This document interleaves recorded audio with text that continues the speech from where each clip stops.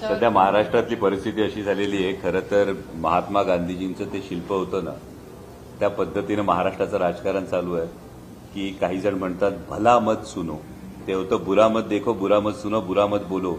तशी आता परिस्थिती अशी झाली, भला मत देखो, भला मत सुनो और भला मत बोलो अशी परिस्थिती आहे.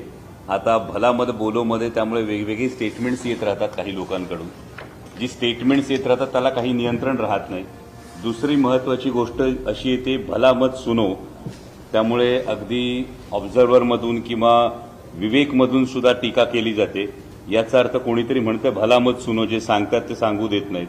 आणि आता प्रदेशाध्यक्ष जयंत पाटील साहेबांनी ज्या आर्थिक परिस्थितीची जी घोषणा केली त्या पद्धतीनं काही जण डोळ्यावर हात धरून बसलेले आहेत की राज्य आर्थिकदृष्ट्या किती खाईत चाललेलं आहे हे न बघता रोज एका घोषणेची अंमलबजावणी किंवा घोषणा ही केली जाते, ती आहे की भला मत देखो.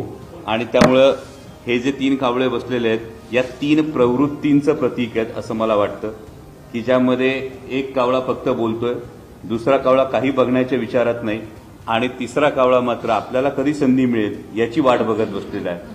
आणि त्यामुळे भला मत देखो, भला मत सोचो महाराष्ट्र के बारे में, भला मत बोलो या पद्धतीची ही परिस्थिती चालली आहे, त्याचं हे प्रतीक. मला वाटतं आपण पत्रकारात मी तीन प्रवृत्तींसाठी जास्त महत्वाचं बोललो. या तीन प्रवृत्ती महाराष्ट्राच्या प्रगतीसाठी घातक आहेत. महाराष्ट्र जर आर्थिकदृष्ट्या खाईत गेलं तर निवडणुका जिंकता येतील, पण आर्थिक नुकसान जर भरलं गेलं नाही आणि महाराष्ट्राचं जर आर्थिकदृष्ट्या कंबरडं मोडलं तर याचं दीर्घकालीन नुकसान महाराष्ट्रातल्या प्रत्येक जनतेतल्या प्रत्येक घटकाला भोगावं लागेल.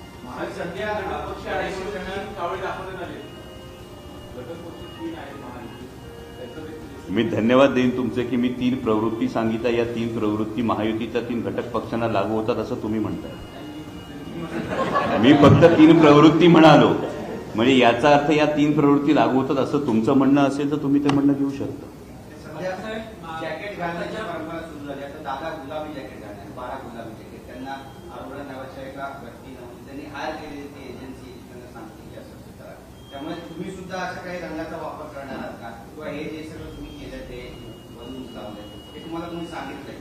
अंगावरच्या गुलाबी रंगापेक्षा, महाराष्ट्राच्या जनतेला गुलाबी स्वप्न दाखवण्यापेक्षा महाराष्ट्राच्या भविष्यामधला काळा रंग जो आहे तो हटवण्याकडे आम्हाला जास्त प्राधान्य द्यावंसं वाटतं.